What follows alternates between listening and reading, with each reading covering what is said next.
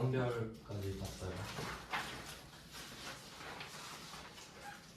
매출 쪽은 11번 매출 과세 말고는 그렇게 뭐 특이한 사항은 없었고, 그 건별 중에 간주 공급 정도만 좀 더 신경 쓰시면 돼요. 그리고 이제 수출 파트인데 매출 12가 되겠죠. 제가 매입도 드렸나요? 그 매입 매출 정도? 그럼 이제 16번 수출을 할 건데, 그 회계 1급 쪽에서도 뭐 나오긴 했지만 이제 세무 2급 쪽으로 넘어오시면은 그 수출이 아무래도 외국으로 물건을 파는 거다 보니까 환율을 좀 더 신경 쓰셔야 돼요.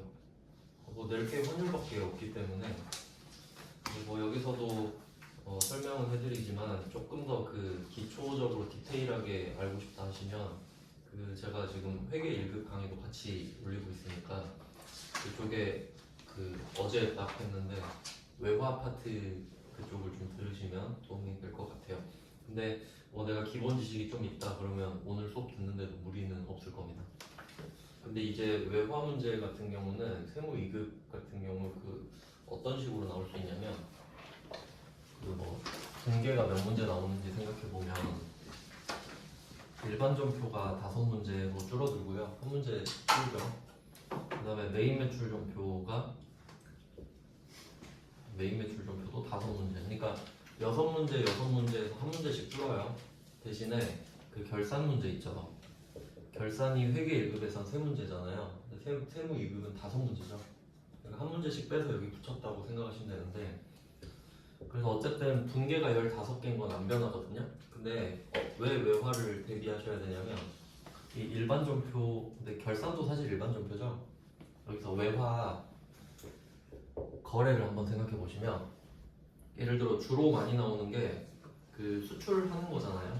그러면 수출을 딱 하면서 외상을 줬을 때 있죠. 외상을 줬을 때 그때 거래가 시작되잖아요. 그리고 돈을 받을 때 있죠. 그러면 그 거래가 시작될 때랑 돈을 받아서 거래가 끝날 때 그 두 개의 분계가 여기에 나올 수 있죠. 일반 전표에.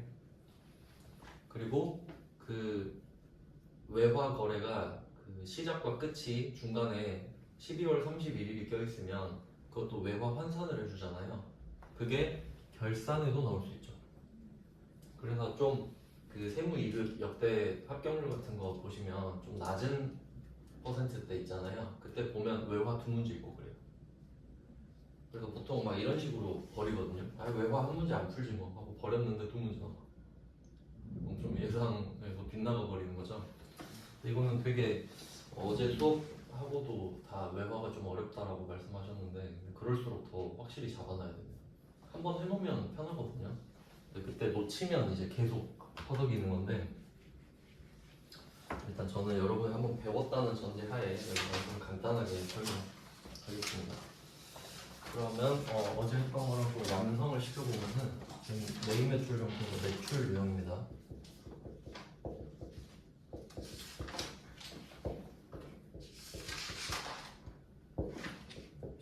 과세 어제 볼륨이 제일 큰 11번 과세 했었고, 그 다음에 17번 카바, 22번 현과, 그 다음 14번 건별.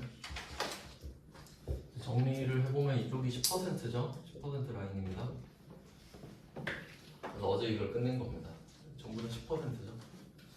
그래서 지금 그 우리 회사 기준으로 보면은 우리 회사가 제조업 도소매 이거 하니까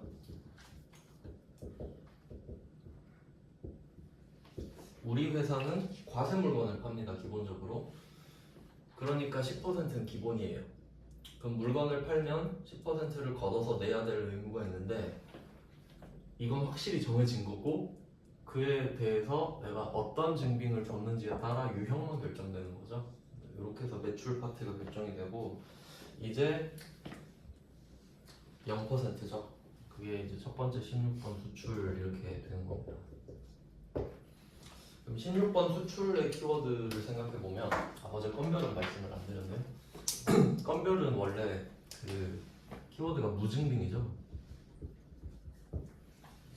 증빙이 없다. 정리하면 우리는 우리는 물건을 팔면 부가가치세를 걷어서 낼 의무가 있는데 증빙을 주지 않았다. 그래도 부가세는 내야 한다. 그런 의미였고요. 어제 사례는 자세히 봤었어요. 뭐 거래 명세서라든지 뭐 간이 영수증 이런 것들, 그리고 간주 공급도 당연히 포함되고요. 그래서 여러분이 건별해서 조심하셔야 될 거는 간주 공급이다. 자, 이거는 붕괴로 나오는 거 확인하셨죠? 그리고 그 어떻게 또 응용이 될 수 있냐면, 제가 이거 메인 매출 전표 시작하기 전에 그 메인 매출 전표 유형이랑 부가가치세 신고서에 그 어떻게 연결되는지 알려드렸잖아요.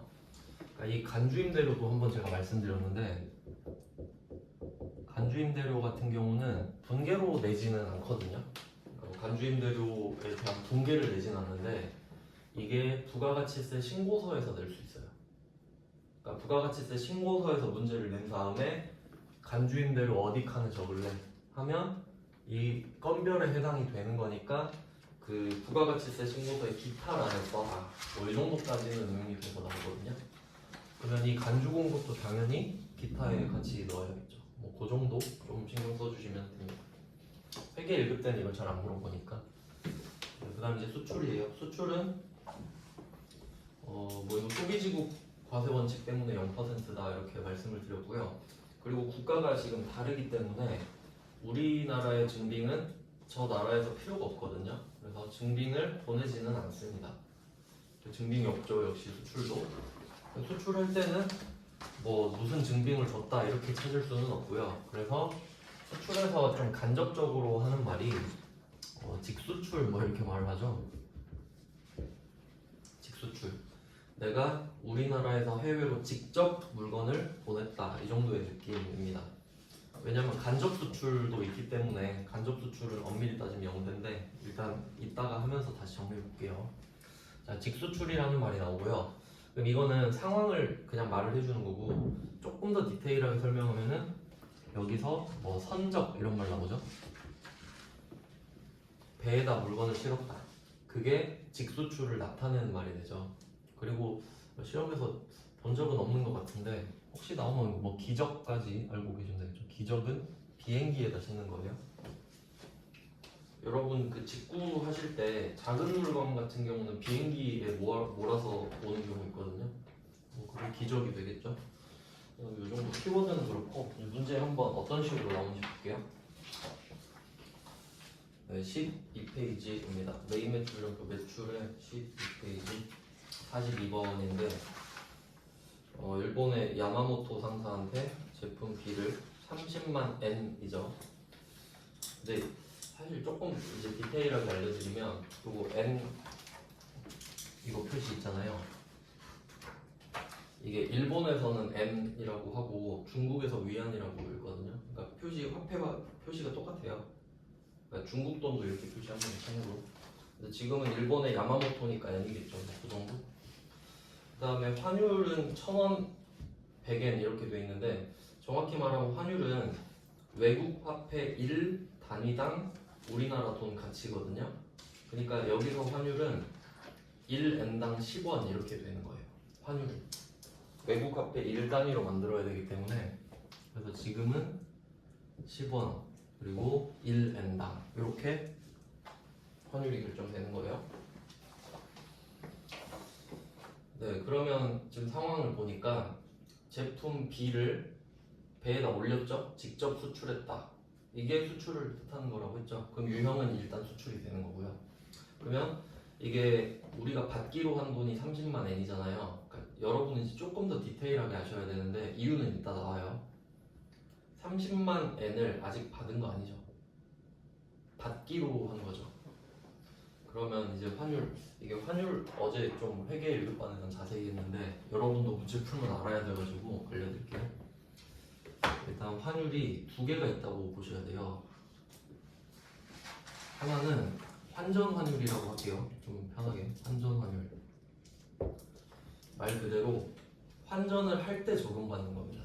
그러니까 여러분이 예를 들어 엔화를 살 수도 있고 갖고 있는 엔화를 팔 수도 있죠. 사는 거 파는 거 둘 다 환전이잖아요. 근데 또 그 가격이 달라요. 금처럼. 똑같은 건데 살 때 팔 때 금액이 달라버립니다. 근데 어쨌든 그 두 개인데 시험에서는 어떻게까지 나올 수 있냐면 우린 이걸 편의상 환전 환율이라 부르지만 실제로는 은행은 대고객 매입률 뭐 이런 식으로 불러요. 이 문구가 진짜 나와요. 보신 분도 있겠는데 일단 적어 드릴게요. 대고객 매입률, 대고객 매도율 이런 식으로까지 나올 수 있거든요. 그러니까 알고 계셔야 되는 거예요. 대고객 매입률, 대고객 매도율 이게 무슨 뜻이냐면 대고객이잖아요. 그러니까 고객을 상대할 때라는 뜻인데 은행 기준입니다. 그러니까 여러분이 뭐 엔화를 은행에 팔러 가면 은행 입장에서는 대고객 매입률이 되는 거지. 고객을 대상으로 내가 사는 거니까. 근데 이거 이렇게 뭐 내가 사는지 파는지는 안 중요하고요. 여러분은 이 말 나오면 환전 환율이다 이렇게까지만 생각하시면 되는데 근데 이게 숨어진 의미를 볼게요. 함의를 찾아보면은 환전 환율이 어떤 의미를 갖고 있느냐? 이건 진짜 환율입니다. 그러니까 여러분이 은행 가면 진짜 적용하는 환율이라고. 내가 엔화를 사거나 팔 때 이 환율로 적용을 받죠? 근데 얘는 진짜다. 편의상 이렇게 말을 해요. 그러면 가짜 환율도 있냐? 여러분이 만약에 오늘 엔화를 사거나 팔 건 아니에요. 그러니까 살 것도 아니고 팔 것도 아닌데 그냥 궁금한 거야. 아 지금 일본 여행 가면 괜찮다던데 하고 네이버에 검색해 볼 수 있죠. 일본 환율 검색하면 하나 나오잖아요. 그 환율이 뭐냐면 살 때 팔 때 환율의 평균이에요. 그러니까 중간값이라 해도 되고 평균값이라 해도 되겠지. 두 개밖에 없으니까. 그럼 그건 생각해 보세요. 그 네이버에 쳤을 때 평균 환율이 나온다 했잖아요. 그럼 그 환율로 여러분은 살 수도 없고 팔 수도 없고 그냥 참고하는 거지. 아 대충 이 정도구나. 그럼 그게 기준 환율, 재정 환율이거든요. 말 그대로 기준 재정 환율인데 근데 요거의 기준 환율, 재정 환율은 같다고 보셔도 되는데 여러분은 회계학도니까 자세히 알려드릴게요. 우리나라 기준으로는 그 뉴스 같은 거 보면 원 달러 환율 맨날 알려주죠. 중요하니까 그러거든요. 그게 기준 환율이에요. 그럼 만약에 우리나라 돈 원화랑 엔화랑 비교하고 싶잖아요. 그러면 원이랑 엔화를 비교하는 게 아니에요. 어떻게 비교하냐면 일본도 엔화랑 달러만 비교하거든요. 무슨 이유인지는 아시겠죠? 달러가 짱이니까. 그러면 우리나라도 달러랑만 비교해. 일본도 지돈이랑 달러랑만 비교해. 그럼 그 비교한 것끼리 비교해. 그게 재정환율이에요. 결론은 뭐냐면 달러만 기준환율이고 달러 빼고 다른 환율은 다 재정환율이거든요. 그러니까 뭐 그런 식이니까 의미는 똑같다 보시면 되지 그냥. 근데 문제 보니까 이거를 그냥 혼용해서 써버리더라고. 그래서 저는 좀 보면 아 이거 아닌데 이렇긴 한데 여러분은 똑같다 보시면 돼요. 그럼 여기서 포인트는 기준 환율이든 재정 환율이든 얘는 가짜 환율이다. 절대 적용받을 수 없거든요.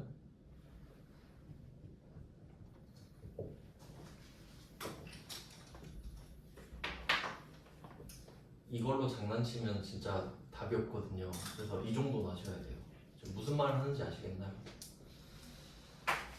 자, 그럼 이 정도를 확인하신 다음에 문제를 다시 보는 거예요. 다시 42번 문제를 보면요. 30만 엔을 직접 수출을 했다고 하잖아요. 우린 30만 엔을 받기로 약속을 한 거죠. 오늘 기준으로. 그럼 이제 환율이 1,000원, 뭐 1,000원, 100엔 이렇게 돼 있는데 이제 우린 이 생각해야 된다고. 환율을 두 개를 알려줘야 알지. 근데 한 개밖에 안 알려줬죠. 그럼 이 환율이 뭘까? 가짜 환율이에요. 지금 내가 30만 엔을 은행에 가서 바꾸는 거 아니죠? 내가 30만 엔을 받기로 했지 지금. 그럼 그냥 궁금하죠. 그럼 네이버 검색해 보겠지. 근데 네이버에 1,000원이라고 나온 거예요 그냥. 1,000원, 100원. 그럼 그냥 그거 곱하겠죠? 아 오늘 받으면 이 정도구나 해서 곱하는 거야 그냥. 이해되시죠? 그러니까 여기 이 정확히 말하면 이 환율은 재정 환율이에요. 가짜 환율이란 거지. 이걸로 문제 낼 수 있습니다. 그래서 일단 첫 문제는 몸풀기로 가벼운 문제를 냈어요. 그러니까 이건 틀릴 수가 없죠. 사실 이번 문제는 아무도 틀릴 수가 없어요. 하나만 주면 어떻게 틀리겠어요. 근데 신경 쓰셔야 될 거는 환율은 10원이다. 맞죠? 그러니까 곱할 때 30만원 곱하기 10원을 해야죠. 1000원 곱하고 있으면 안 돼요. 그래서 답은 300만 원 아닙니까? 300만 원. 가짜 환율을 적용해가지고. 자, 이제 43번 볼게요. 왜 이렇게 장황하게 설명했는지. 이런 문제가 나오니까. 보세요. 43번 가잖아요. 이거 모르면 바로 틀리죠? 그러라고 낸 거예요. 그럼 여러분이 이제 맞출 수 있지. 한번 풀어볼게요. 43번. 그러니까 여러분은 이런 문제에 대비해야 된다고요. 근데 보니까 세무 2급도 아니죠? 회계 1급이에요. 보시면 제품 1000개 이거 골뱅이는 정확히 말하면 원래 앱인데 앱 한 개당이라는 뜻이에요. 그러니까 이거 앱 흘려 쓰다가 골뱅이 된 거거든요. 뭐 그냥 한 개당이란 뜻입니다. 주식 쓸 때도 이런 표시를 쓰고요. 그러면 이제 조금 더 복잡해집니다. 원래 제품 팔 때 수량 단가를 곱하는 게 기본인데 우린 거기에 환율이 또 들어가는 거죠. 그러니까 이게 조금 복잡해지는데 그럼 여기서 이제 계산을 해보면 외화를 조심해야 되는 이유 수량, 단가, 한국 돈으로 받으면 이 두 개만 곱하면 되죠. 예를 들어 10,000원짜리 10개 10,000원짜리 10개 하면 10만원 이런 식인데 외화는 여기 환율이 또 들어가죠. 외국 돈이니까. 그래서 이 문제 포맷을 여기 넣어보면 1000개죠. 일단 수량은 1000개. 이게 총액을 구해볼게요. 1000개입니다. 수량, 단가, 환율을 쓸 때 수량은 1000개. 그 다음에 단가가 얼마냐 라고 했을 때 달러 200달러죠. 200달러. 근데 이게 우리나라 돈이 아니니까 여기 환율까지 곱해야 우리나라 돈의 가치가 나오는 겁니다. 그럼 이제 한번 찾아보세요. 환율 두 개예요. 그래서 제가 말씀드렸죠. 대고객 매입률이냐 매도율이냐까지는 알 필요 없지만 이게 진짜냐 가짜냐 정도는 알아야 된다 했죠. 그럼 한번 보세요. 우리가 지금 돈을 받기로 했는데 환전했어요? 안 했어요? 안 했죠? 그럼 진짜 가짜? 가짜 환율 가야 돼요. 그럼 여기서 가짜 환율을 뭐라 부르냐? 기준 환율. 그러니까 이거 모르면 문제 못 풀죠? 이거를 외울 수가 없습니다. 이 정도 이해를 하셔야 돼요. 그래서 지금 돈을 못 받았으니까 네이버 치면 1,100원 나온다는 소리죠? 그걸로 곱해서 적어놨을 거 아니에요. 일단 그래서 환율은 1,100원이다.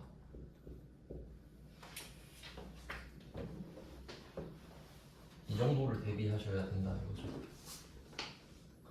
솔직히 이거를 수출 유형인 걸 모르는 사람이 어디 있겠어요. 직수출 적어놨는데. 그러니까 환율로 장난치지. 그리고 한 개 더 볼게요. 지금 세 개를 곱해서 답을 찾는다는 거 아시겠죠? 근데 메인 매출 전표 그 입력하는 칸을 한번 떠올려 보세요. 메인 매출 전표 입력하는 수량 단가밖에 없어요. 맞죠? 그럼 어떻게 적어야 되지? 수량에는 1000 적죠? 단가에는 어떻게 적지? 두 개 곱한 거 적어야지. 내가 곱해서 수량 단가.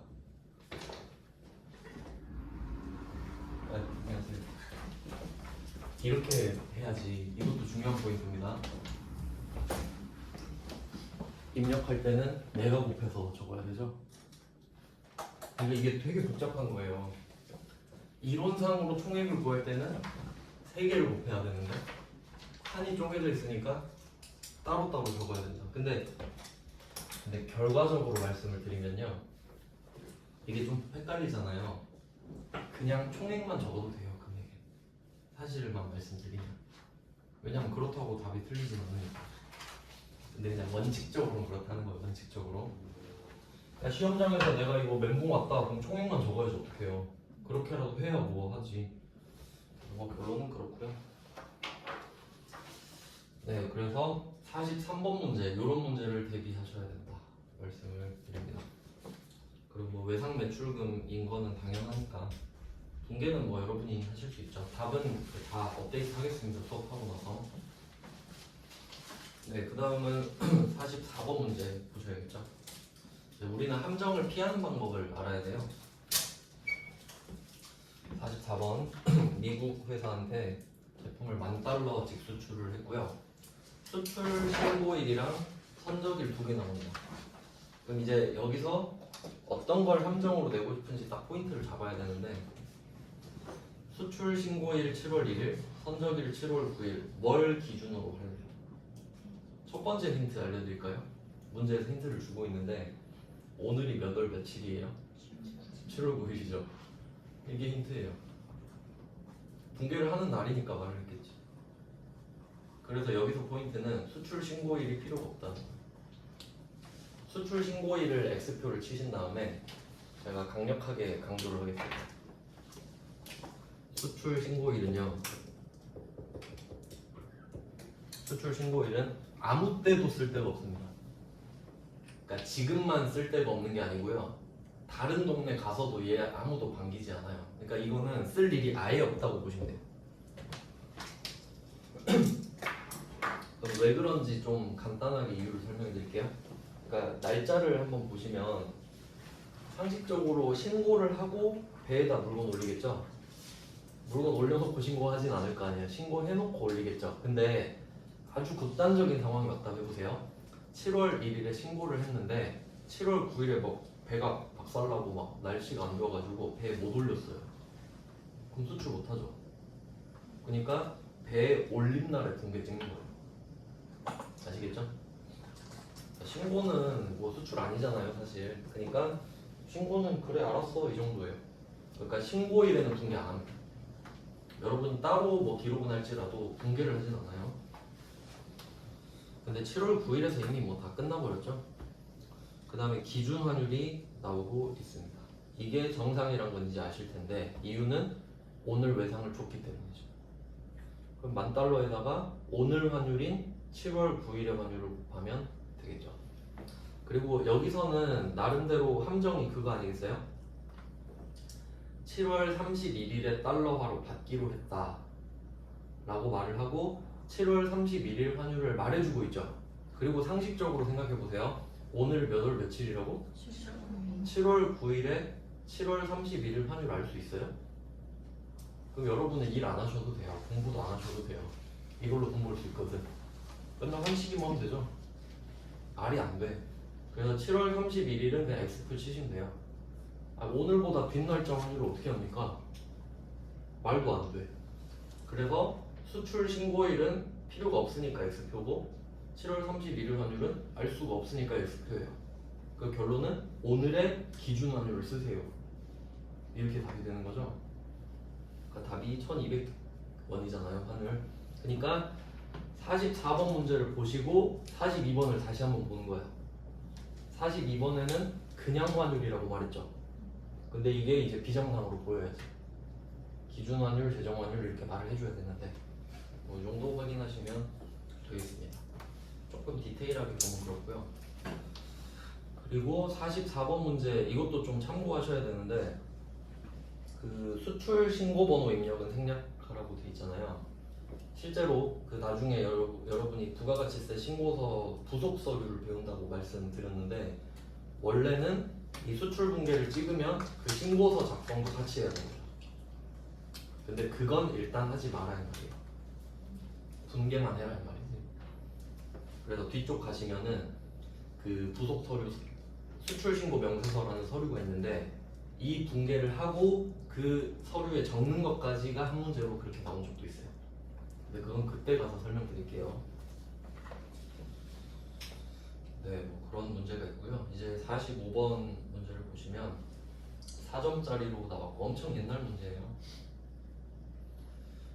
기계장치, 제품 제조에 사용하던 기계장치네요. 계정 과목이 기계장치가 되겠고요.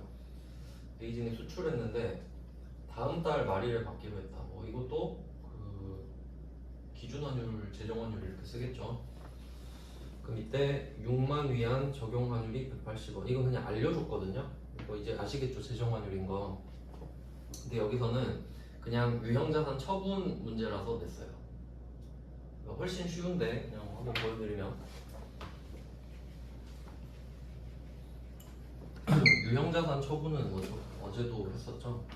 그러니까 이 문제는 기계장치 2천만 원짜리를 빼고 항상 감가상각 누계액이랑 같이 빼줘야 되죠. 이것까지는 기본입니다. 유형자산 처분이니까. 근데 매각 대금이 미수금으로 빠지겠죠. 일단 첫 번째 함정이네요. 이게 보통 외상 매출금 많이 찍으니까. 근데 지금 기계장치를 팔고 외상을 줬으니까 미수금으로 빼야 됩니다. 그리고 금액이 어떻게 되냐? 금액은 6만 곱하기 180원 이렇게 해야겠죠? 이걸로 끝이에요. 그러니까 뭐 처분 이익이나 처분 손실도 나오겠죠. 처분 손익은 자리에 맞게 써주시면 되겠고, 그럼 여기서 포인트는 수출이잖아요. 그러니까 부가가치세가 없죠. 그러니까 훨씬 쉽잖아요. 이게 끝이에요. 근데 그냥 생소하니까 한번 넣어봤어요. 뭐 쓰던 거 수출할 수도 있으니까 한번 풀어보시면 대비가 될 것 같고요. 그 다음은 46번. 이제 어렵게 나오면 이 정도까지 대비하셔야 돼요. 이거는 말 문제로도 낼 수가 있고요. 46번은 세무 1급 문제긴 하지만 낼 수가 있어요. 아마 말 문제 같은 거에서 낸 것 같은데 무슨 말 하는지 한번 보여드리겠습니다. 46번은 미국의 GN 컴퍼니 회사 이름이죠. FOB 조건 이런 거는 일단 신경 쓰지 않으셔도 돼요. 영어 말하는 거는 필요 없어요. FOB 조건의 수출 계약을 이게 아마 선적지 인도 조건인가? 잘 모르겠네. 일단 그 답에는 지장이 없어요. 자, 수출 계약을 체결하고 주문 받은 제품 미화 6만 달러 7월 17일에 선적했다. 선적일이 수출일이니까 오늘이 7월 17일 이런 식으로 붕괴를 내고 있죠. 그 다음에 6월 17일 옛날 이야기 하고 있네요. 5만 달러를 즉시 5,250만 원에 환전했다. 이거는 타임라인을 한번 그려볼게요. 날짜 순서대로. 첫 번째가 6월 17일 7월 17일 이게 오늘이네요. 두 개가 일단 나왔고요. 그 다음에 8월 17일에 잔금 이야기를 하고 있어요.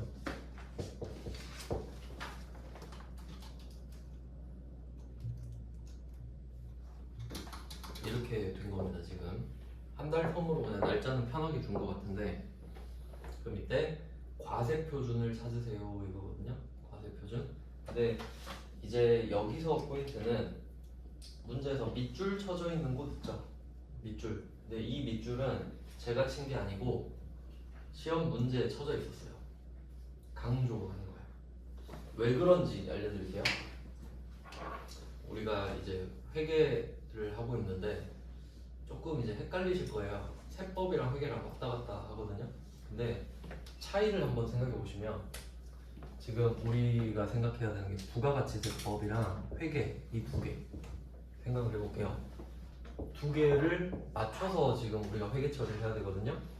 근데 부가가치세법을 왜 따르냐라고 하면 과세표준을 구하기 위해서지. 즉 매출세액을 구하기 위해서 부가가치세법을 따르는 거죠. 그러니까 부가가치세를 구할 때는 부가가치세법에 맞게 계산을 해야 되는 거예요. 근데 회계 기준은 어떤가? 회계 기준은 뭐냐? 회계를 왜 하냐라고 하면 우리가 얼마를 벌었고 얼마를 썼는지 알려주는 거예요. 그러니까 기준이 좀 다를 수가 있거든요. 그럼 여기서 하는 말은 부가가치세법 상과세표준으로 하고 있죠. 즉 매출세액을 구하세요 이 말이거든요. 반대로 말하면 이 말이 없었으면 회계 기준상 매출액을 구하는 거예요. 아시겠죠? 근데 우리는 지금 부가가치세법 기준으로 회계 처리를 해야 되는 거지. 뭐 그런 상황인데, 그러면 이제 총 금액이 6만 달러잖아요. 그럼 우리가 받은 돈과 받을 돈을 한번 찾아볼게요.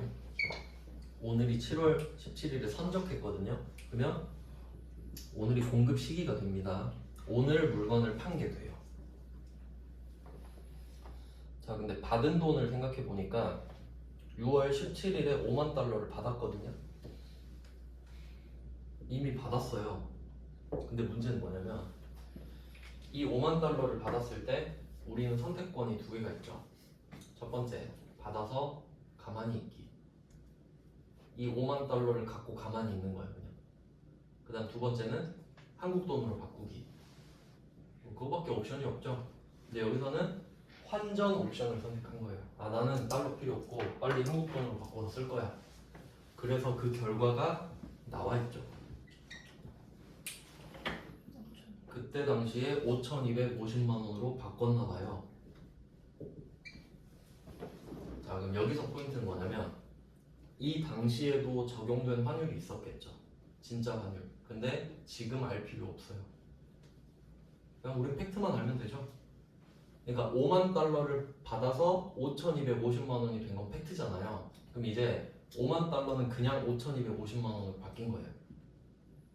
그러니까 이건 확실하니까 그냥 쓰는데 앞에서 풀었던 문제는 돈을 받았지만 한국 돈으로 안 바꿨으니까 네이버 환율로 곱해서 계산을 했던 거죠. 근데 진짜 환율 적용을 받은 거죠. 자, 그 다음에 포인트는 8월 17일에 잔금을 수령하기로 했다. 한 달 뒤에. 그럼 잔금이 얼마인지 찾아볼까요? 6만 달러를 받기로 했는데 5만 달러는 이미 받았고 1만 달러는 못 받았죠. 그러니까 잔금은 이때 1만 달러를 받게 돼요. 이렇게 하라는 소리죠.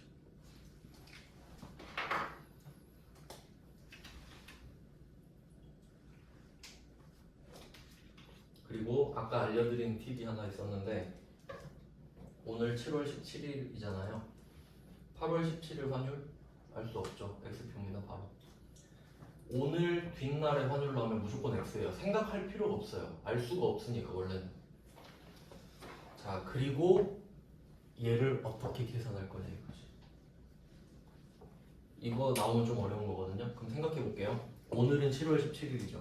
그러면 오늘 분계를 찍어야 되죠. 근데 5만 달러는 5,250을 받았으니까 이건 확실하죠. 근데 모르는 건 1만 달러죠. 그럼 내가 이날 환율 알 수 없죠? 그럼 오늘 환율은 혹시 아시나요? 알죠? 그럼 그거 쓰는 거야. 오늘 분계 찍어야 되니까. 그래서 얘가 오늘로 오는 겁니다. 오늘로. 그러면 뭐 1,100원 계산은 안 어렵게 나왔네요. 그러면 1,100만 원 되겠죠? 맞나? 네, 1,100만 원으로 땡겨오는 거예요. 오늘로.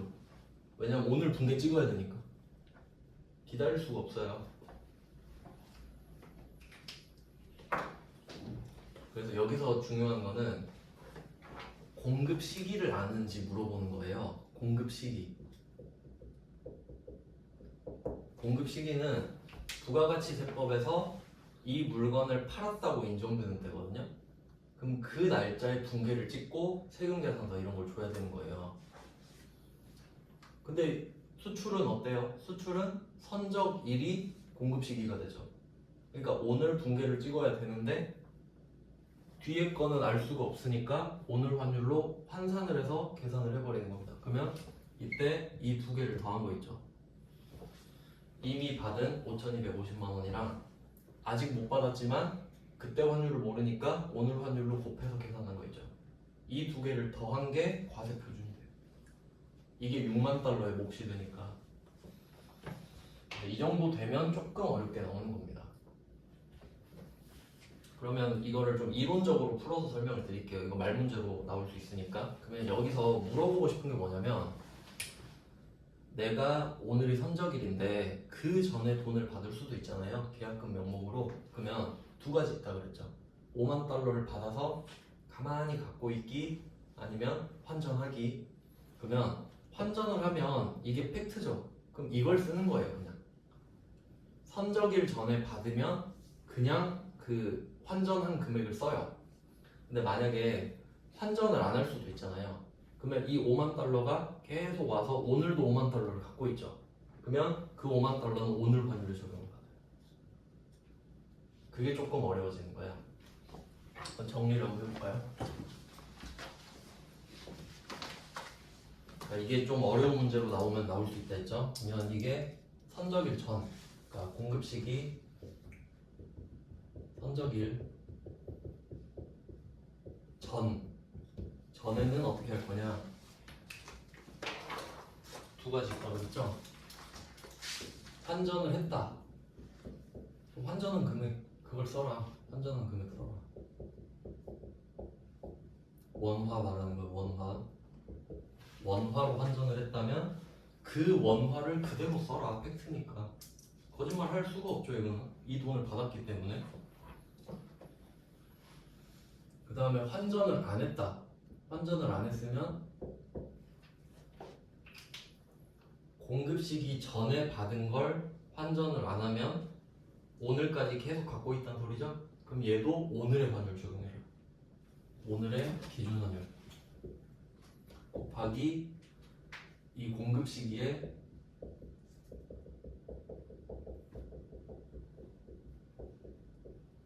기준 환율, 최종 환율이 되겠죠.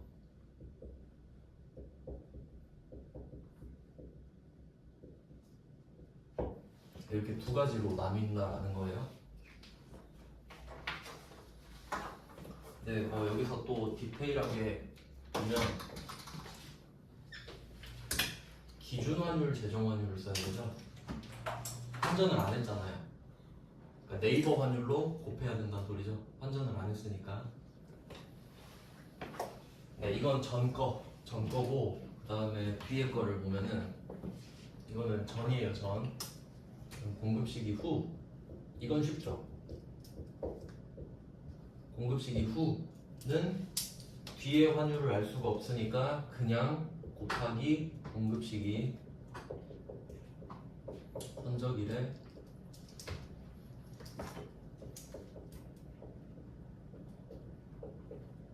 똑같아요. 기준 환율, 최종 환율.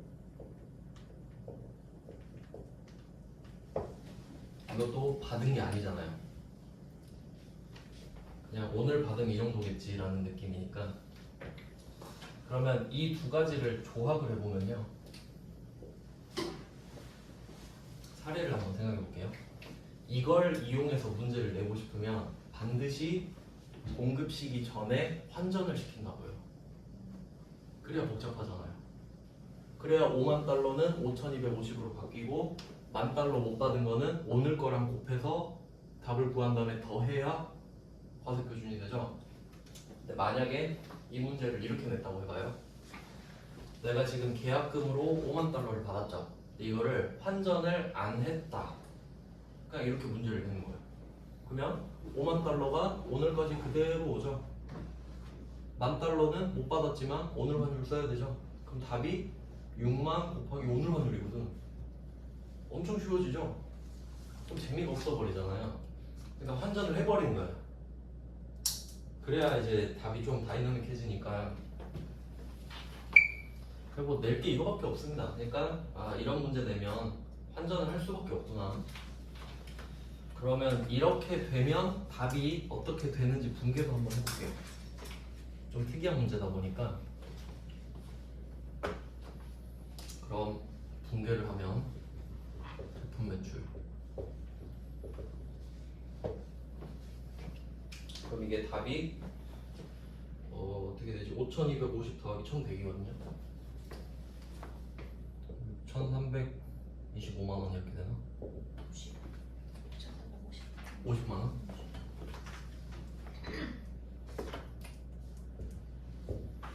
두 개 더한 거예요. 맞네요. 5,250만 원 더하기 1,100 네, 이렇게 해서 구한 거예요. 그러니까 내가 더해서 그 금액을 적어야 돼. 여기. 자, 그리고 받은 거. 그러면 이게 제가 블로그 답변 써놨는데 5,250만 원은 분개 어떻게 썼을까 한번 유추해 볼게요. 일반 종표에 선수금으로 써놨었겠지.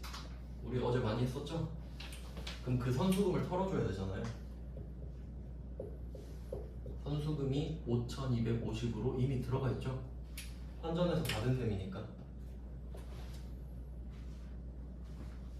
그리고 여기에는 외상 매출금이 들어가요. 못 받았잖아요, $10,000는.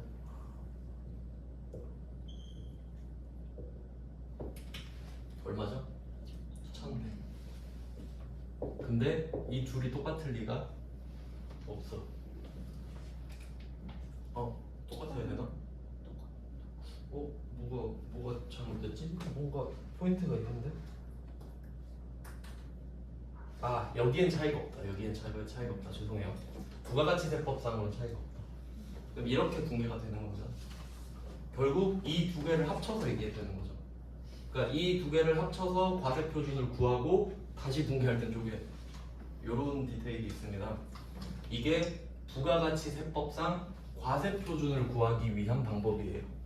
근데 좀 웃긴 게 뭐냐면 우리가 부가가치세법에 맞춰서 힘들게 구했잖아요. 근데 매출세가 얼마예요? 빵원이죠. 열심히 구해서 빵원. 이렇게 신고하라 이거야.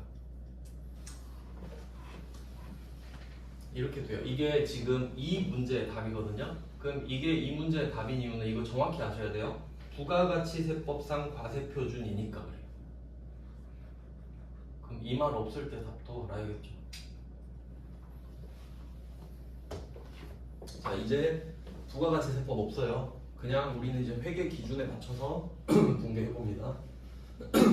회계 기준은 어떻게 하냐면 그냥 오늘 환율,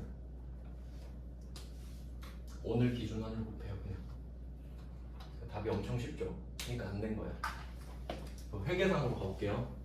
회계 기준이요.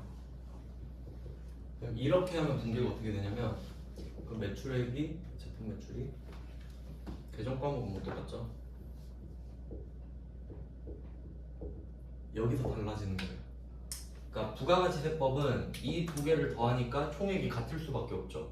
근데 회계기준은 내가 받은 선수금이랑 상관없이 $60,000를 오늘 환율로 다시 곱해요. 6만 곱하기 1,100을 해버린단 말이에요. 그러니까 얘는 6,600이 그냥 생겨요. 회계기준으로 하면 이렇게 됩니다. 근데 편하긴 편하죠. 어쨌든. 근데 선수금이 5,250인 건 바꿀 수가 없어요. 팩트이기 때문에.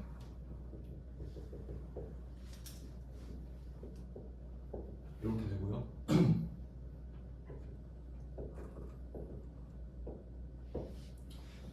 그 다음에 외상매출금이 생기는 것도 변하지 않는 거죠. 이것도 생각해보면 오늘 환율밖에 알 수가 없으니까 얘도 똑같거든요. 1,100. 이제 차이가 나죠. 그러면 이 금액이랑 이 금액의 차이가 되겠죠. 250이 더 커졌죠? 그럼 원래는 똑같았는데 여기 250이 더 커졌으니까 여기도 250이 커져야 되죠. 사실 이게 더 어려워요. 왜냐면 이게 더 납득이 오히려 더 가요. 맞으니까. 그럼 얘는 뭐냐? 외환차손이에요. 이쪽이니까. 맞죠? 비용이니까. 외환. 그러니까 얘를 더 크게 계산해 버리니까 졸지에 손해 문제 돼버려. 너 원래 이 정도 받아야 되지 않냐? 이런 느낌이지. 그러니까 사실은 오히려 이게 세무 1급이에요. 회계 기준으로 하는 게. 근데 제가 여기서 강조를 해드리는 거는 두 개가 있다는 건 알고 계셔야 된다. 그러면 지금 이 문제의 답은 단순히 그냥 부가가치세법상 과세표준을 구하기 위한 거죠. 그러니까 이거는 국세청이 알고 싶은 거야. 너 수출한 금액 얼마야? 부가가치세법대로 해봐. 그러면 우리는 저 6,350만 원어치 수출했어요. 이렇게 대답해야 돼. 국세청이 물어보면. 근데 주주들이 물어봐. 야, 너 수출한 거 얼마야?